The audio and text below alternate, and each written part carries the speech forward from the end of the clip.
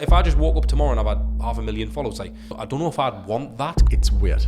I think fast forward to like Love Island and you see this, I mean, they always call us Lothario and the confidence and stuff like that. It was honestly all self-taught.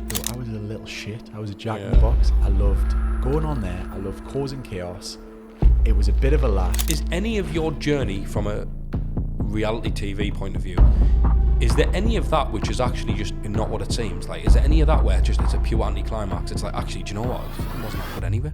Felt pretty lonely. Felt like everyone in the world was against us because people were saying things online which weren't true. No one knew the full story. I was the first one there, I was the last one to leave every day without fail. I sacrificed relationships. It sounds bad. I would have stepped on anyone's toes to get where I wanted to be, to get this place open. There's nothing wrong with looking at someone and thinking, God, I want to chase them, until I can't chase them anymore. How bad did it get for you, Adam?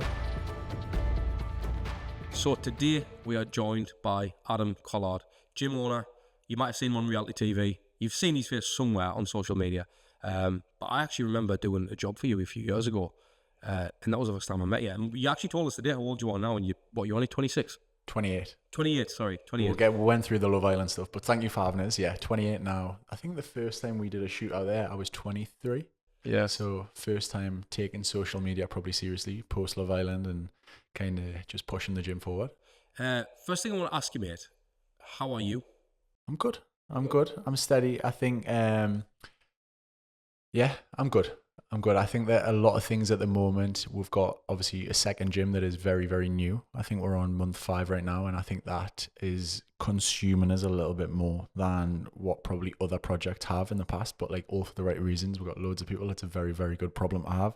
Still running this place, trying to run the online business in terms of like training programs and stuff like that, and then doing anything and everything like this in between, working with brands and stuff like that. So obviously you are from the Northeast, aren't you? And what I know that there's only a select few people who I've met who've kind of went down the industry that you have in the fitness space, or certainly did as well as what you have in the fitness space. Obviously you did a little stint on TV, but as I said before the podcast, like, Love Island isn't the make or break of Adam Collard in my eyes. And I think I want to try and do it a bit of justice in terms of how many people know your actual story and how you started out as a young lad. Was fitness something you did from day one, going up through? But even if we go back to the school days, what was that like then for you? So I think it was really simple. I was a kid in school, and I don't want to do like a X Factor sob story where, you know, look at me, like this was horrendous. It wasn't. Like, if you were in school, every high school shit in it. Like, it's terrible. And whatever your thing is, you get picked on. And mine was, I was a little bit overweight. I was quite tall. And I think that they knew that. They probably saw blood when, you know, I got a few comments about my weight. So that was kind of what they doubled down on in terms of people that were not nice in school. So, you know, being 14, 15, 16, being an overweight kid, I just kind of hit 16 years old and I was like, I want to do something about it.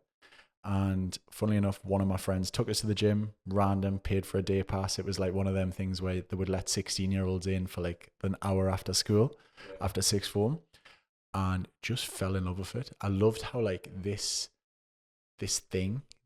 gym experience, this like progression, you didn't really have to have a crazy amount of natural ability if you were smart with it, and if you just turned up and you just kept on doing it, and you had like workout regimes, and you could turn up and do sets and reps, and you would get better and better and better every week, every month, and then obviously then the physique would start changing. So it was kind of really selfish goals that got started with the gym, which are fine. I think that's why most people walk through these doors. We all want to look good and we all want to look better. Mm-hmm. The plan for education and stuff like that during that time period was to go to university and do architecture or graphic design or something like that, because I was half all right at maths and I was half all right at art, and I can't even imagine like me sitting here today doing something like that. But I actually did pretty well in school. Like, I found it dead easy, found A levels easy, kind of smashed everything, math, science, the full lot. And it was kind of like an unwritten rule of, and I think stuff's changing gradually, but if you get those grades, you go to uni. And I did. I went to go to Leeds and lasted about 4 weeks there, because in the midst of all of that, I fell in love with this thing, and it was fitness. And I was, by this 2-year period between 16 to 18 of starting the gym, I kind of started turning a few heads, because I started to get like I was getting taller. I had a bit of a growth spurt, and I was getting in very good shape, I would say, at that age. Like, in terms of, like, I started looking the part. Like, I completely lost a ton of weight and built a decent amount of muscle. And then because of that, it spiraled into people just messaging us on Facebook being like, oh, what did you do? Do you personal train? And I was like, I don't even have a qualification. So I came back to Northumbria University and did this fast track 6-month, like, it's not a degree, but it's like a foundation degree. So it's like a bit of a 6-month intensive course to do PT, GP referral and all of that. And then just started at a gym, which was called The Gym Group, same Pure Gym's main competitor. Unbelievable, mate. Do you know, so you can kind of thank them lads in high school, can't you, for saying them stupid things and jumping on the bandwagon of, you know, Adam's this, Adam's that. Did it affect your surface level, or was this something that you went home with and you were like, you know what it is, like, I'm actually, you know, I'm down about this, like, it's bothering us? Or was it just like you going to school, you know, if someone's, you know, shorter or taller, they're always going to pick up on it, on something about you, like you said. But was this deeper for you? Because to go on the kind of path that you went on, and certainly the trajectory that you've had in your life, heavily steeped in fitness, that would show me that probably bothered you a lot. It was deep. I think that, and I'm glad it happened now, but those kids in school, you wear glasses, you get called for glasses, you've got race, you've got hair color, you've got whatever it is. Mine was being overweight and they got to us. And I think that was the chip on the shoulder that I needed to go, fuck everything, I'm going to show these lot. And it's funny because every time I go home at Christmas and I go to the pub and I go around those areas where I was like middle school, high school, everyone kind of always says like, God, we never would have expected you to be the person with like gyms and into fitness and kind of pushing to do all these events that I've done and all these things that I've taken part in, which I think that's kind of what keeps the fire alive a little bit. But yeah, it was something that I was deeply unhappy about. And I think fast forward to like Love Island and you see this, I mean, they always call us Lothario and the confidence and stuff like that. It was honestly all self-taught. It was like that person, that little boy that was like unhappy with himself.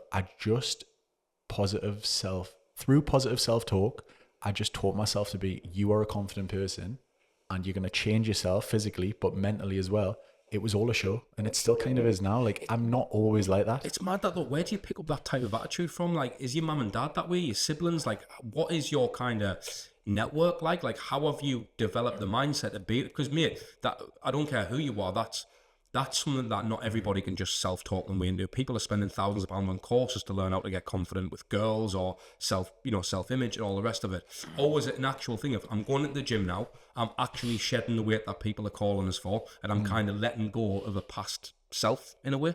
I think that it's a bit of both. I think I was a pretty timid kid, but one thing that I experienced through my dad was he always took us around a lot of older people through work. Like, he's a property developer, businessman, and I spent a weird amount of time with like solicitors and a weird amount of time with like builders and stuff like that. And you're speaking to these older people and you start to understand how to, even though I would say I was a timid kid, I knew how to speak to older individuals and younger individuals and I knew how to turn my hand when I needed to. And I think that, to be honest, that's what makes me good as a personal trainer, as a coach. I know how to speak to the 18-year-old lad that's like, I want to get massive and I want to look sick like you for a beefer. And I know how to speak to the grandma who comes in and says, I can't pick up my granddaughter.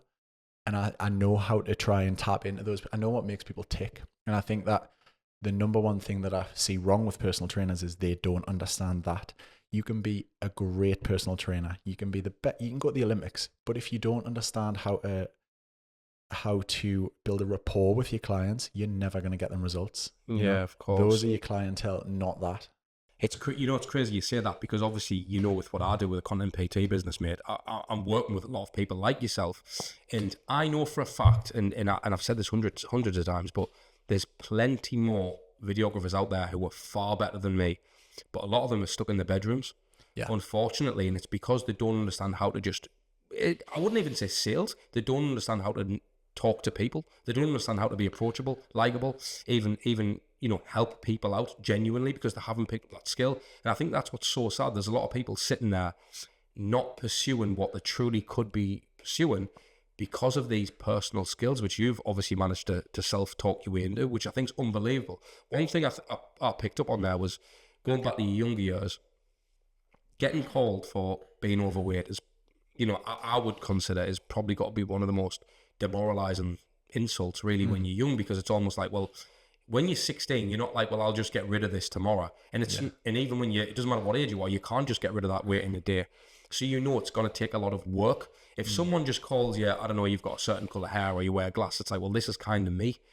So with weight, it's a little bit different, because there's obviously the comfort element to eating. It could be a lifestyle. It could be sitting down for dinner with your family. They're not educated on food and fitness, nutrition, whatever. So it's almost like you've got to go on this journey. What's funny about you, Adam, is the fact that not only did you get obviously a bit of stick for being overweight, you've ended up being this good-looking lad who's been known to pull some of the best-looking women around. So it's like, not only have you said, like, fuck you to the lads who would say that back then, but you've actually went to prove it on not only social media, but TV as well. Excuse me. Is your pursuits, I know obviously you're not a single man at the moment, but have your pursuits in women over the years been a bit of a fuck you to all the lads that would have called you something? I'll have to clear up at the moment. I'm hoping that this one's endgame, by the way. Yeah. I think that, I think maybe that was a bit of a comfort blanket. I think that the way that I went on, to be honest, like maybe's Love Island the first time, and maybe's just before that, I think that I reveled in the attention that I got, because I was a bit like, I was never that kid. I was the quiet one within all my friends. I think that, like, I was never the loud one. I was never the outspoken one. I was never the one that kind of got the girls in high school and stuff like that. And then it almost kind of sixth form went full circle. So I had a little bit of that. And then it just seemed to get bigger and bigger and bigger. I was working in Hollister and Abercrombie, and I was personal training. And then all of these things started happening. And I think that it helped my confidence. And then it just kind of, a bit of a chip on my shoulder led us down this path, which, whether it was right or wrong, I don't know. But I think that it just made me kind of, have a bit of a fuck you attitude for a while. Yeah. And what were your friends and people like around you? Did you get much jealousy and stuff when you started getting onto the, the spotlight and on TV and this, that and the other? Did people think, like, who does he think he is because he was the fat kid in school? Or was it actually like, he's mint, I want to be around him, maybe I want a slice of the pie?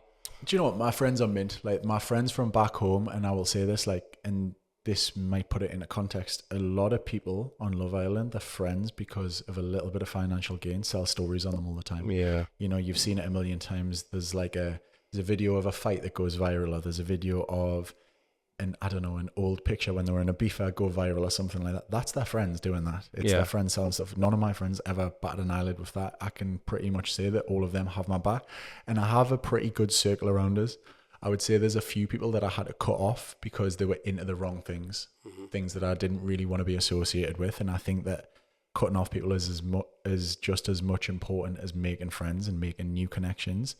But I think that jealousy and stuff like that always happens, no matter what you're doing. There's people, content creators right now, that are probably jealous of you because you're opening these doors and you're getting these jobs. But I think that, like, my circle is only getting smaller and smaller, and that's maturity from me. I think 100%. That I've understood that there's probably not a big amount of people that have really truly got your back.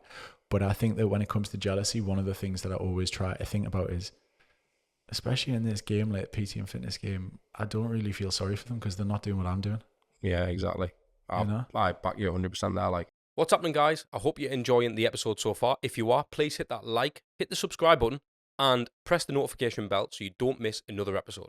A little bit like what I said earlier about other videographers, for argument's sake. There's a lot of people who are putting out content, but how many doors are they actually knocking on? How many events are they turning into? Mate, I remember I would literally, I'm not even joking, mate, I would jump on trains, buses, stopping train stations overnight, waiting for buses, clients letting us down, trying to wait outside of certain events to try and get footage with certain people, trying to build like, mate, I was fucking relentless. I shit you not, mate, and I still am to a degree. Like, my books are genuinely full.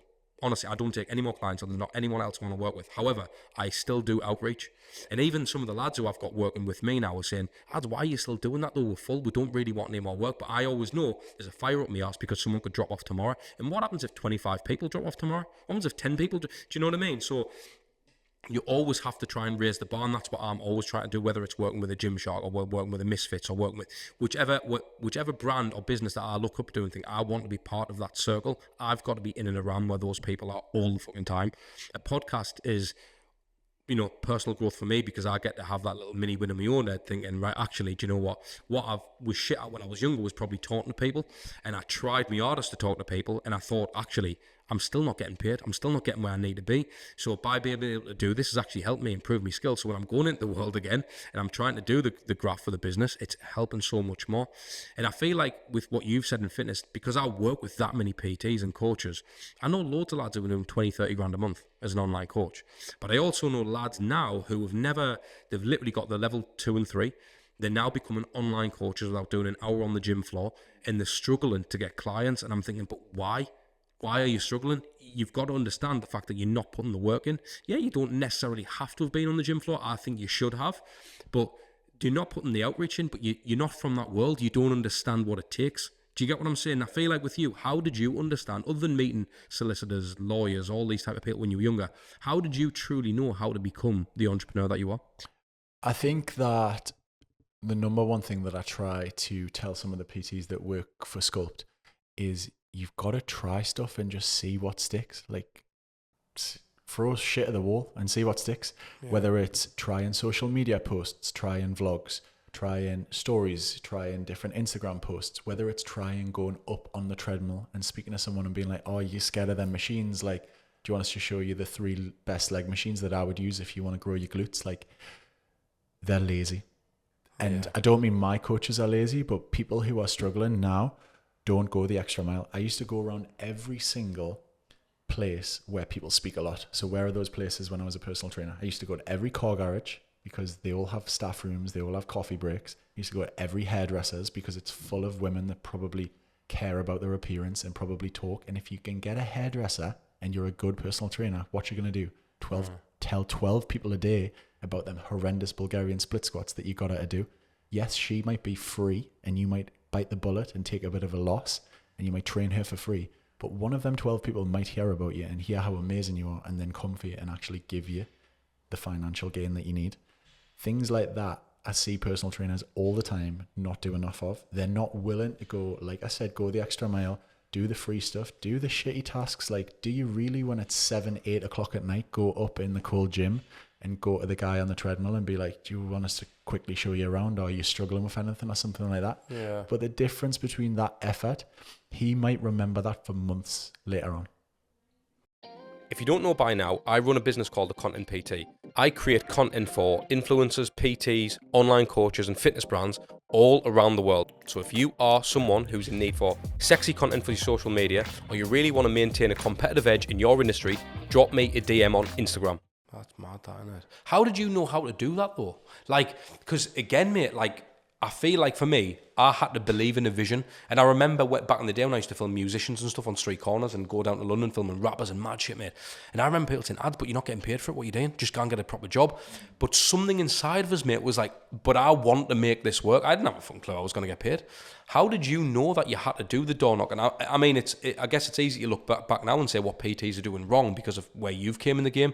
I mean, you're arguably one of the best, well, certainly one of the best in the Northeast that I know of. And I know a lot. There's not many PTs I don't know. So, and I know what you've done. I know what you're about. I know your output. I know how hard you work. I know that you're also, you know, a bit of a testament to the scene yourself. You're doing the high rocks. You're doing the other. You're doing all these. You're actually doing what you're saying you're doing. You're not just teaching people. You're living the actual thing. Never mind how good you look when you're in. You know what I mean? And that's the thing. I think there's got to be a level of whatever it took to get you where you are now. What the fuck was it? What was that thing? Because I'm like, I understand there's things like reality TV which is going to raise a profile, but that's not going to make you a good PT. I honestly I think that I did more work before the reality TV than the interim in between. Like the hours that I did from 18 to 21, and I went on Love Island when I was 22, that was what it bulletproofed and it solidified getting Sculpt to where it is now.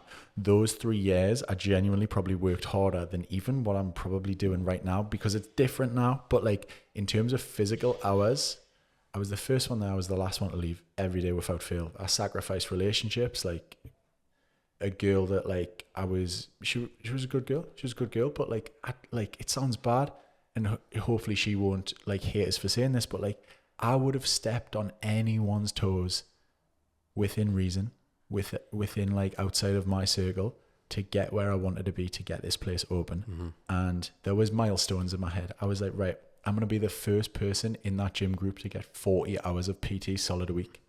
And then once I got to that, I was like, right, I've got to do 12 of them free classes, which are sometimes you feel a bit like I'm working for free. I'm not going to put any effort into that. And all of the PTs had that mindset. I wasn't like that. I was like, every single class, I'm going to make sure that one person books in for a free taster session with us.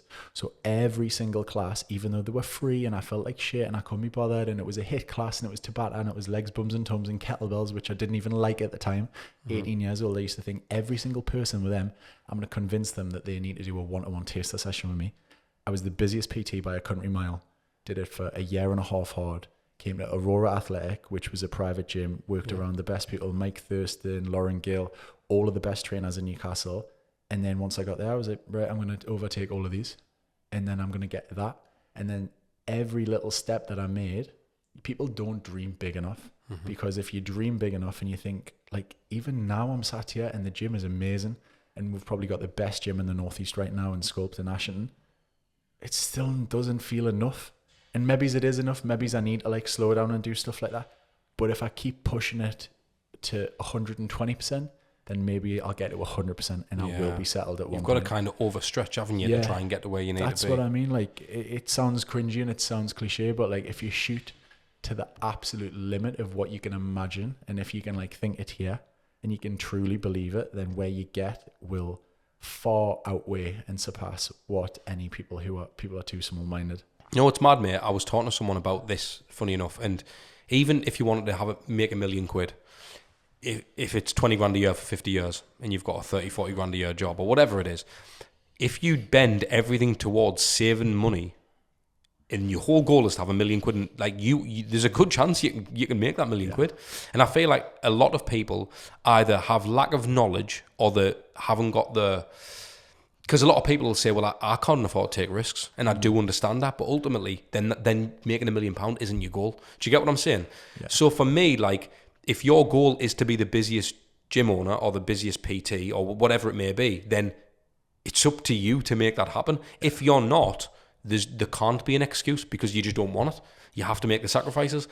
What was your why though, Adam? So for instance, when you want to get the 48 hours of PT on the gym floor and all the rest of it, then when you got the Ashington sculpt, you kind of thought it's still not where you want to be. What is it? Financial? Is it an ego thing? Is it I want to be a well-known businessman? I want more acknowledgement. Like, what is it for you? Because again, I'm going to try and speak for someone who may have watched this and saw your face on social media and thought, well, is he attention hungry? Is that what it is? Yeah. Or is it actually this guy? Because now I know a lot of lads who've been on shows like that, and I know what I think of those individuals, and genuine, and I'm not just saying this because you're a lad from the Northeast, I can see without reality TV a business element to you. It's not like you don't seem like, obviously you're a humble guy anyway, but you don't seem like I need more attention, like you're in here, you're grafting your ass off, we're sitting in the office in Sculpt, I can see what you're about. You've got staff in and stuff like that now, like you're actually about what you're saying you are. What is your why? There's a few ways I can answer that. The why for, if it was a mission statement and you looked on adamcollard.com's website, it's not there. But if in my head, what I mean is, I want to create the best space in the Northeast in multiple locations for people wanting to look good and feel good and have the best hour of the day. So that is the little boy speaking who wanted to get in shape. That is the guy that wanted every single person that comes in here should feel like it's the best hour of the day. They should feel comfortable. They should feel confident. And I don't want to have, if someone shot me down when I was that 17, 18-year-old kid, 16, 17-year-old kid, when I went to lift weights, I probably never would have went in, and I would have been sat at a desk overweight and wouldn't have been happy. So that's the first reason. And the second reason, money is just for keeping score. It literally is. I have the least amount of money right now that I've ever had in my bank account, but on paper, I'm probably the best well off I've ever been. Yeah. And what I mean by that is, I don't check that. If anything, I probably would have had a way easier life by just sitting with this gym and keeping a load of money in the bank and going to Dubai and doing a bit of online coaching and keep taking over like that. And it would have been easy and I would have probably been a lot more chilled, but it's not about that. I want to make something bigger than me. I don't want it to be the Adam Collard show. I want it to be Sculpt is the best brand for fitness in the Northeast, and we do functional fitness, and we have a bodybuilding gym, and we have a commercial gym, and we have saunas, and it is a health enterprise. It makes so many people. I don't check my bank account. I check the number of members we have coming through the door. I've never checked my bank account. It's pointless because I've had hundreds of thousands in my bank account after Love Island because they throw anything, and I've earned fortunes. I've earned the same as Premier League footballers. And it came into my bank account and it left in 5 minutes because as soon as that came in, it got straight invested in the gym. I paid the people that I needed to do off. I paid gym suppliers off. And yeah, it's nice to look at for 5 minutes. From that same thing then, if we use that as an example, all that money going in your bank account and stuff, being that young lad and kind of having that bit about you where you want to say fuck you to the people who give you shit, did you ever just want to go and spunk a load of cash on daft shit? Or have you done that? Every single day, and I still want to now. There's certain times where I think it's weird. I have this conversation all the time. Cars, I've done it. I've had a few very nice cars. I still want a nice car. Everyone likes material things to a certain to a certain extent, but I now consider bigger things like, do I want to go and get a Porsche 911? Yeah, it's my dream car. But is that 110 grand probably going to be better invested into the gym? And then in 5 years, will I get something better? Yeah, probably will. Yeah, so exactly. Do you know what? For now, like I can take long-term projections for like the long-term goal rather than short-term gain. Like after 3 months, I'll probably be bored of a 911 anyway. I'll not be bored when that gym is paid off for and there's 1,000 members sat in it and everyone's talking about Sculpt, because guess what? We'll do another one. Do you seek knowledge in business now? I don't watch TV. I watch podcasts. Is that what it is? And I watch Andrew Huberman for when I want to get better myself. I watch Alex Hormozi. Everything that guy says resonates with me in terms of business. And if I'm honest, a couple of my bigger inspirations, Ryan Terry being one from a physique point of view, but people always ask like who was my role model, and I've got a lot, like I say my dad and stuff like that, but like Christian Guzman, I remember, and this is a little bit of a marker, a milestone thing that we've just spoke about, like, oh, I wanted 40 hours of PT. I remember watching Christian Guzman in sixth form when I started first loving the gym and being like, God, he's sick. Like, and he opened his gym by 23. I want to try and do it by 22, 21. And then I did that. And then he started like his really big Alpha Elite gym. And I was like, shit, I want to try it. And don't get us wrong, I'm sure Alpha Elite's massive and maybe I'm not quite matching that yet. But like there's nothing wrong with looking at someone and thinking, God, I want to chase them until I can't chase them anymore. Because if people are chasing Ben Francis from Gymshark, I'm pretty sure they're going to be doing all right if they get anywhere close to him. Yeah. I just want to ask you about, again, because a lot of people will know you not from the fitness space. I mean, it's known that what you do by even looking at you and tell you train, but how is any of your journey from a reality TV point of view, is there any of that which is actually just fucking not what it seems? Like, is there any of that where it's a pure anticlimax? It's like, actually, do you know what? It fucking wasn't that good anyway. Like, or actually, no, I'm very thankful I went on. It was amazing. I loved getting photos in the street with people. Or was it actually, there was a plan here. Like, I wanted the money. Do you know what I mean? I'm probably the best person to speak to for this, and I don't mean that in a narcissistic way. The first time I was buzzing, and obviously me and Katie are the only people to do it twice. The second time was horrendous, and I don't mean like horrendous in I had a good time, it was all right, it was chilled, and like I had a few good cool jobs off the back of it, but like you don't have the buzz of it. When I was 22 and they put me on that show, I was a little shit. I was a jack in the box. I loved going on there. I loved causing chaos. It was a bit of a laugh. No one knew that we were going to go astronomical when we came out of there. So I didn't have any, like, there was nothing holding us back. I wasn't self-producing. And all of the opportunities, the first time you go on the red carpet, you're buzzing. You think about that. You're cool. Like, I wanted to buy flash cars for a little bit. which then you're bored of in 2 seconds.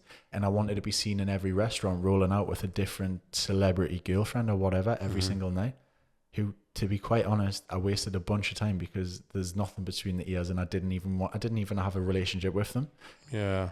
Fast forward 4 years, 26 going on, a whole different story. Like a whole different story. I would say that like I massively appreciate private life now. The element of being excited for the show wasn't there. It was different. They're a lot more careful these days. It's a lot more produced. So did you see it more like a job the second time round? The second time it was quite clearly a job. The second time was, this is going to boost my socials again, which will then again have a knock-on effect with the gym. The first time, don't get us wrong, I will hold my hands up, and not a lot of people will be honest with this. I was there to get a little bit of fame, a little bit of financial gain, and I wanted my gyms to blow up. But if I fell in love along the way, I would have been buzzing. And I had a girlfriend for 10 months. Okay. The second time, again, went on with exactly the same reasons, but it was totally different experience. I wasn't happy when I was in there. I was stressing more about things on the outside. I was thinking about like, I didn't think that I'd really done a lot wrong the first time round, but I understood how it got edited. So when I went on the second time, I was too stressed about that. I probably didn't even say that much, and I probably wasn't myself. I kind of knew what was coming, and I knew how to edit it myself and what to say and what not to say.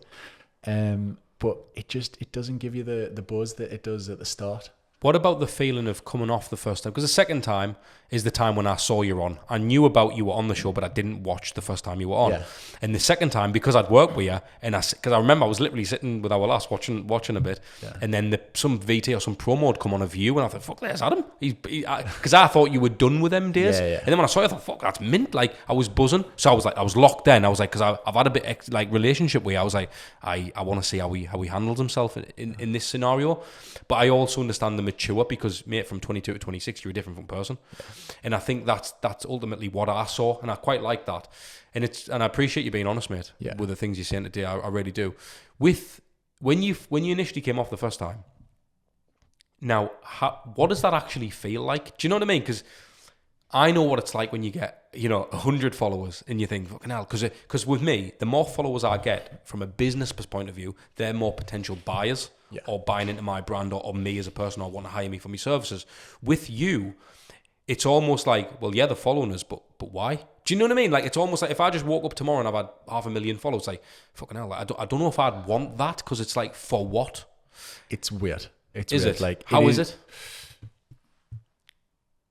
I got kicked out the show on a Thursday night, and you got to stay in this holding villa for 24 hours because really you would have seen it, and this is the first time round, on the Friday night. So it's like a 24-hour edit. That's the turnaround. So you don't have your phone, but then, and I'll tell you the story.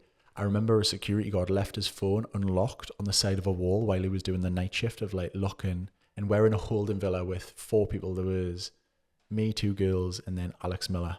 Yeah.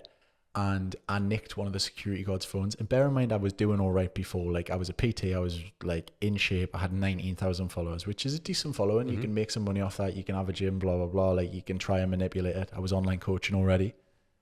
And I had 545,000 followers when I searched on his phone. Bloody hell. I went to sleep. And by the Saturday morning, I had 850,000 followers. So I had 300,000 extra followers overnight. And like... that, don't get us wrong, now followers, it doesn't really mean a lot. Like, I have some really educated, clever friends who have businesses who have like 40, 50k. TM Cycles is one of them. They do very well, and they're very smart with how they manage themselves, and have built a business off that. Followers doesn't necessarily resonate with financial income, but at that time, you're a 22-year-old kid, you come out and you have 1.2 million followers, and everyone wants to be your friend. Every single girl who is not a celeb, but like, has half a following is trying to DM you, even though, you've got a girlfriend, whatever. And you are having every opportunity, and every brand that you've ever bought clothes with at the Meta Centre as a kid, throwing themselves at you. Foot Asylum, JD Sports, Hera London, Couture Club, and they're paying you an absolute fortune. How do you process that as a 22-year-old kid and not have a little bit of edge about you? Like, I probably, if I'm being totally honest, and I think a lot of people would probably look back on that the same age as me, went on the same Love Island, probably didn't really like the person for 3 months that came off the back of that show. Yeah. It's crazy that, because that I had a lad on the podcast before, Lewis Harrison, and I don't think he's been on any reality TV. Not that I'm aware. I don't think he has. I'm not sure. But he organically grew 1 million followers through fitness. And I mean, without TV, it's like, how the fuck's that done? Yeah. And even him going, and I was like, what does it feel like? And even he, like, the impression was more like a bit of an anticlimax. Like, just, it was what it was. Like, it's weird. For you, and what I said to Lewis, you actually pretty much at that stage, regardless of where the followers come from, it's actually living the dream. That's what you're doing. I mean, even me, mate, I'm 34 with a little girl. Yeah. I love me life. But if someone said to me, ads, every time now you go through the Metro Centre, all those places that you shop from, people will give you their shit for free. Just take a few photos, put them on the stories, I'd be like, because I would still take that now. Yeah. What that comes with, I don't know if I would. And I can't remember where I listened to it, but someone said, do you get jealous? I think it was on a Chris Williamson podcast, and they were like, do you get jealous of other people? But you've got to remember that if you are jealous of someone, and I want to say this to the viewers or listeners, because if someone would look at an Adam Collard and I'd love his life, you've got to remember, if you want to be Adam Collard, you've got to take the business on. You've got to take your bird on. You've got to take your parents on, your dogs, your chores, putting the bins out, all the shit that do you want his life now? And while it may seem great to everybody, I still feel like you've got to hustle yourself. You can't look at someone else and say, that's what I want. Because you can't just want one segment of their life. You've got to want the fucking whole lot. Do you know what it is as well? With that, it's different for every individual. Yeah. Every individual who's got a following or something like that. Like, if you got it tomorrow, your experience would be different than mine. Yeah, of course. I saw a lot of people who came off the show with massive followings, and I said that, and honestly, this place kept us humble, Sculpt.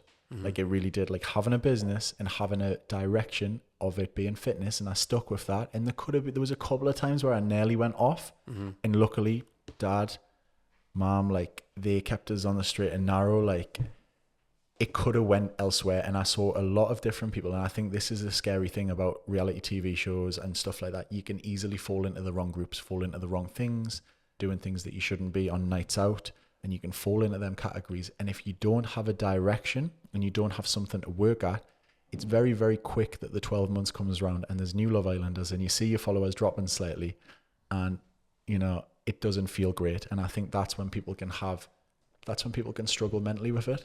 When you nearly fell off, how bad did it get for you, Adam? What was your darkest days like? Can you explain that? I don't mean dark as in, like, I just remember thinking, like, there was a lot of opportunities where, like, I thought, am I that bothered about, like, this life?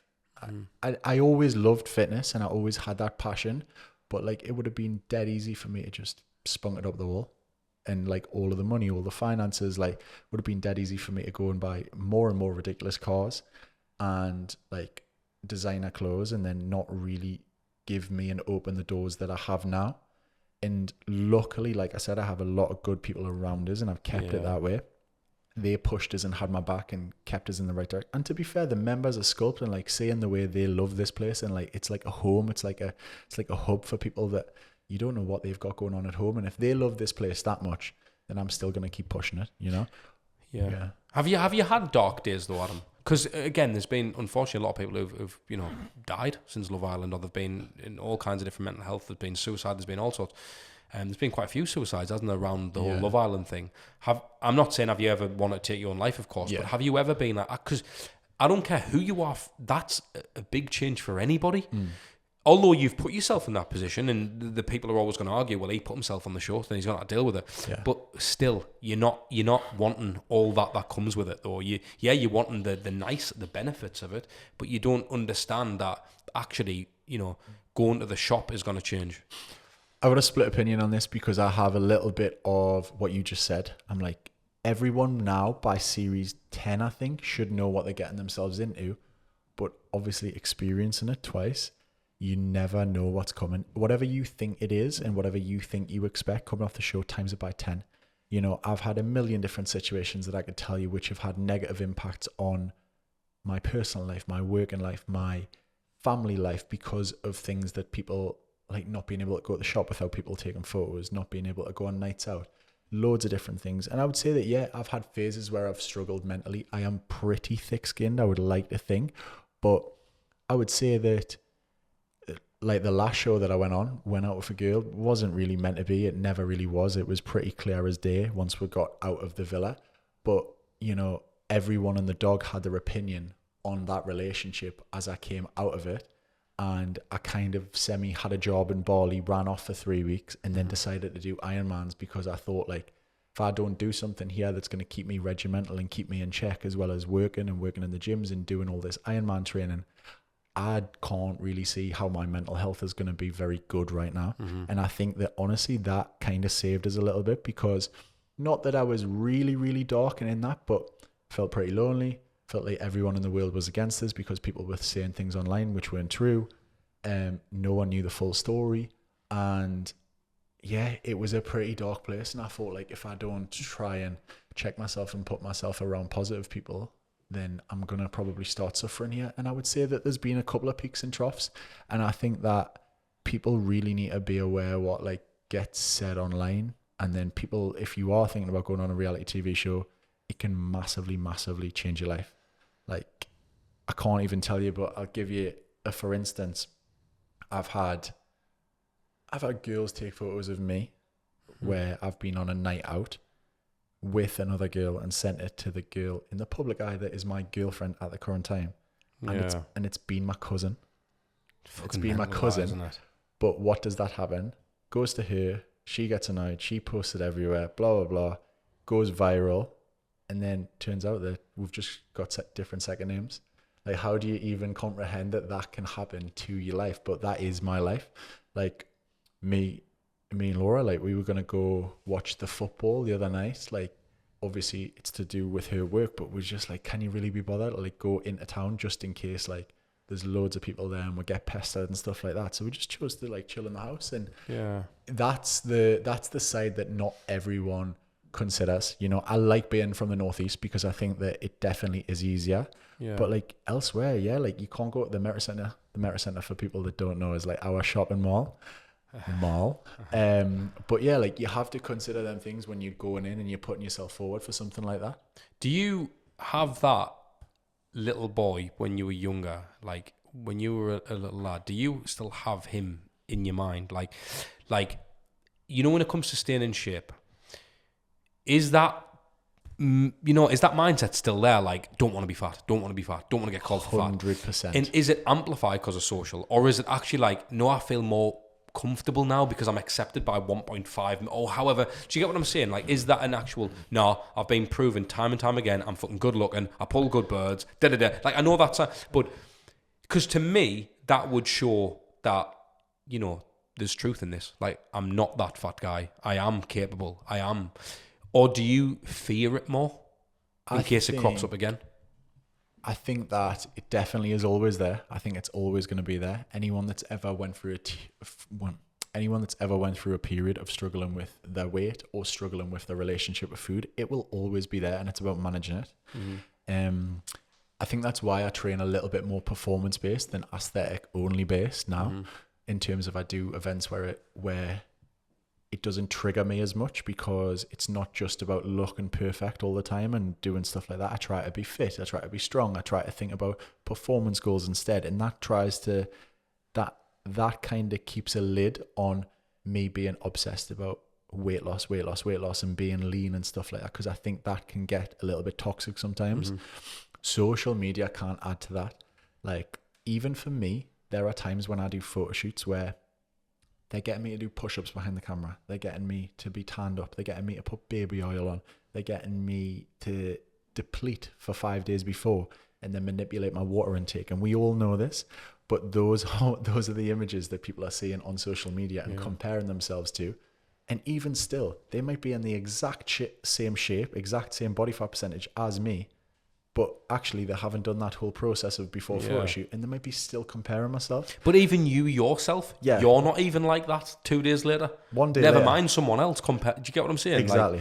Like, it's kind of all for that particular shot or that campaign or that whatever it is. How much of what you do right now in terms of the gym stuff is in your life, with what you're allocated, like how you allocate your time, is it all gym stuff, or is it I need to keep sections free for the social stuff, the potential TV stuff, or are you done with that now? Oh, I think that I am very good at time blocking different things, and I think it's a really good thing for if people have got multiple different aspects of their life going on, different jobs, maybe they're doing 2 jobs, 3 jobs, maybe they want to start their own business and stuff like that. It's probably one of the best things I got taught. So I try to manage my time in terms of, right, I have 3 hours here. All of this has to be to do with gym 1, and that is programming all the classes, making sure that all the PTs have social media posts for the week, and I don't know, one more thing. And then the second thing is gym number 2. The third thing is speaking to my agent and going through all of the brands that we're working with Instagram. And I will block it out like a diary, as if I was, I don't know, a doctor. Yeah, something like that. So every single time, I'm very good at it. Obviously, things can change, and things do change all the time. But I think if you can manage your time, it makes your life so much easier and so much. I don't think I would be where I am now if I didn't get used to that very, very quickly.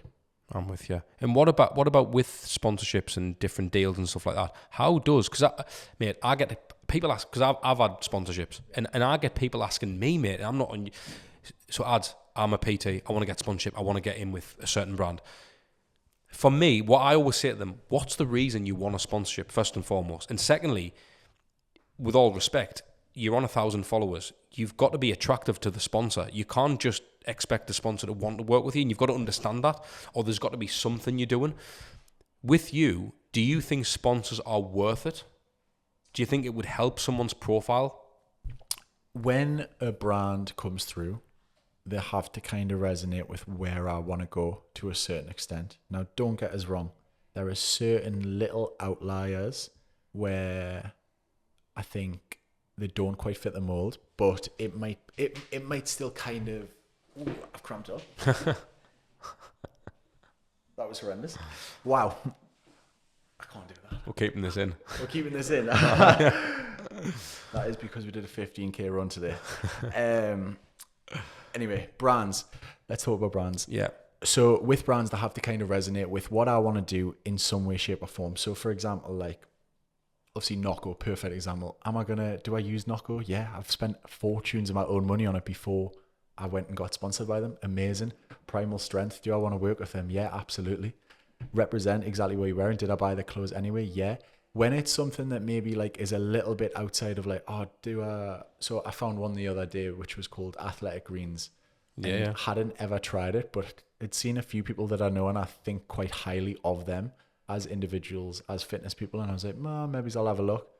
I tried it for a month and I loved it. I always try and be a little bit more authentic as best as I can. Do you reach out to brands? Yeah. Yeah. So absolutely. you still put the graft in now to get in with a brand? You are never too big to do that. Love that. Like, you're never too big. Like, hang on, have you got a sponsorship with Represent?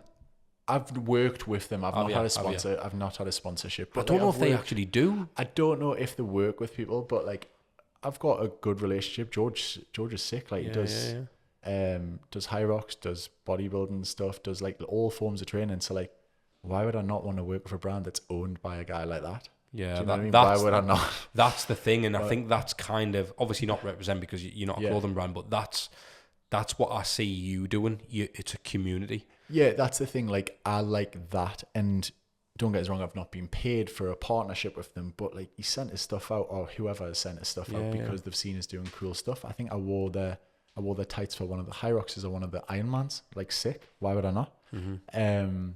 But yeah, I think it's got to be authentic. If you want to be real and you don't want to tarnish like who you are, like, for example, when I was 22 and I came out of Love Island, I can't even tell you the money, but Herbalife tried to get us. Oh, mate. And it was the biggest fee that I've ever had for a brand offer. Why is it always them? Because they've got fortunes. They've got millions. They've had Ronaldo. Do you know what I mean? Yeah. And I cannot believe that, like, that money that I turned down for a single post. But what I knew was, as soon as I'd tarnished Herbalife for years because I don't believe in that. Mm-hmm. My clients have had borderline eating disorders created by Herbalife. I hate them. I hate them. Mate, as a brand. And if I'd done that, and if I put one post on that, they know that even if they don't pay me for the rest of their life, they have proof and evidence that at one point I promoted that brand. Yeah, so it was a no-go. It's not aligned with your values, mate, and that's just gonna not shine the right light on what you're about. Do you know what I mean? Can I just ask you up front, in terms of, I don't care about the brand names, what's the most you've been paid for a piece of content? For a post, let's say. For a post, I don't know what the biggest one would be. One of the coolest ones that I would say, and I'll say this one because the money's gone and it's been put into this place. When I walked into Love Island the first time, I wore Hera London jeans on one of the first nights. And Hera London, I don't even know if it exists anymore, but they were $6,000 a month for a year, and all I had to do was I wasn't really allowed to wear any other jeans.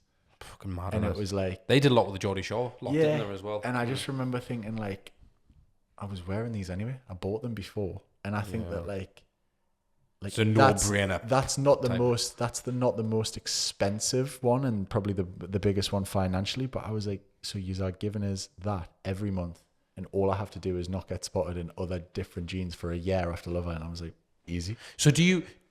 Has it ever crossed your mind that you could just go down the sponsorship route and just be like, you know what, like I can not take a step back from the gym, but if I secure enough sponsorships, I can quite comfortably do $30,000 a month on just have a good living. Yeah, it does. But who has got the second gym that I've got at my age without other investors? Not a lot of people. And I find it, I funnel it. I think all of these brands, Puma, Superdry, Boohoo Man, who are amazing, they've worked with us since I was 21, and I love their stuff. But like, it doesn't really go anywhere. I don't need it personally. I just think, put it into the business and see where that goes. Because what's going to happen, right? I'm going to turn 40. I'm probably not going to be as lean as what I am. I'm not going to have fucking a six-pack and look the way I do. But all of them brands that have paid me when I'm 40, that gym or them 3 gyms will still be ticking over. There will still be functioning businesses which will give me income for the rest of my life. Yeah, that's how you build something, mate. Yeah. To reinvest in it. Do you want kids? Yeah, absolutely. Do you want kids in the near future? I'm just thinking 28-year-old. 28-year-old. I think that I'd probably like kids within the next 2 years. Like, I think. Would you? I think around the 2-year mark, yeah. Obviously, I'm in a new relationship, but I think I always had a bit of an idea of 30. Like, don't know why, I just did. Mate, like, for me, like, I had my little one when I was 31. Yeah. Honestly, like, if you think you graft now, you'll graft harder then. It's another level, mate. It's weird. I'm not trying to tell you to have kids now, but do you know what I mean? Like, if you think that you graft hard now, the hunger is... Because it doesn't even matter about you. Like, I don't even count now. It's all about her. Yeah. You know, which is weird because then... But it kind of has the reversed effect because I feel like I work more now, so then I've got less time to spend. But at the same time, I understand what it's for. So it's a weird kind of thing. And for someone like you who's building this fitness empire, really, mate, in the Northeast, second gym now, you know, could you get to 10 gyms? Why couldn't you? Why couldn't your community be big enough? Yeah. Ultimately, as you say, when you're 40, 50, 60-year-old and you haven't got the abs anymore, you want a son or daughter to maybe come into the business or whatever it is. Like, I feel like that's a respectable approach as well. Like, look what my dad did. Look what he went out and achieved, and he did something, he built something. What would you think if they wanted to do something like you, from a Love Island point of view? I think that I would say go and do it. I think that I would ask them a few questions, and I would make sure that they were very dead set on it. Like, I'd think that one of the things, and I've got to give the Love Island producers credit for this, they did say to me like a good few times, like, are you sure you can handle this mentally? Because I knew I was going to be the starting lineup bombshell, especially the first time I went on. I knew the situations that I was going to get put in. I think that if I had a son or a daughter that wanted to do that, I would say, like, is it gonna benefit or tarnish your career? For example, I don't necessarily know whether I would have went on if I was a lawyer, if I was someone corporate, I don't know whether I would have done that. If you're self-employed and you are your brand, why would you not go onto a show like that as long as you felt confident enough that you're a good person and you can hold your own? And if you can hold yourself mentally, why not? And it's totally up to them. It's just, and the reason I asked that is because of like what's happened with you, with your cousin in public and stuff. Like, things can be twisted. Yeah. And how do you develop the resilience to deal with shit like that? Like, that's the shit that way I think. I understand every box that you've said there, I could tick, and I'm a good person, I've got a brand, I've got a business, I can do this. Maybe it would. But then on the flip side, I'm like, do I want the negative? But I suppose, mate, it comes with anything, doesn't it? Like, if you do anything half decent, like, you're gonna get shit. Yeah. Like, I've had shit on episodes of the podcast. Exactly. Like, why would you host? Why would you have this guest on, or why would you do this? Like, what? And it's like, because they've still got a story, they've still done something. There's a difference. Like, I know for a fact, if someone's listening to this podcast now, it could be a PT who's 18-year-old and going, do you know what? Reality TV is not for me, but look what Adam's doing in Newcastle. I want to fucking do that. Yeah. And you don't need reality TV to do it. I think the hard thing about that question is, by the time my son got to 18 to 23 and I knew their personality, I would have the answer to give you. Yeah, of course. In terms of the way they ticked, their personality, the personality traits. I do think the Love Island producers are pretty good most of the time of casting people that should be on that show. I think they're all very like, they like the attention. They're pretty flamboyant most of the time. And I think that they're quite good at fitting people together who will cope with the show. Obviously, they're not going to be perfect every time, and they do get it wrong. We've seen it a couple of times, but do I think that's the Love Island the show, or do I think it's the Love Island repercussions? It's the repercussions. It's the stuff that happens after that messes with people's heads. That's fair enough. That well said, mate. I want to ask you a final question, because Yeah. I could be with you for hours, mate. Like, there's so many things I want to go into, but I don't want to do it a disservice by just sort of brushing through it. I want to ask you one question, mate, and it's something that, as I've spoke to you today, it's kind of been on my mind, and I've thought I'm going to ask you it because I want to hear your response, mate. I want to see how you answer it. Do you think there's anything in your life right now that you're not addressing and you should?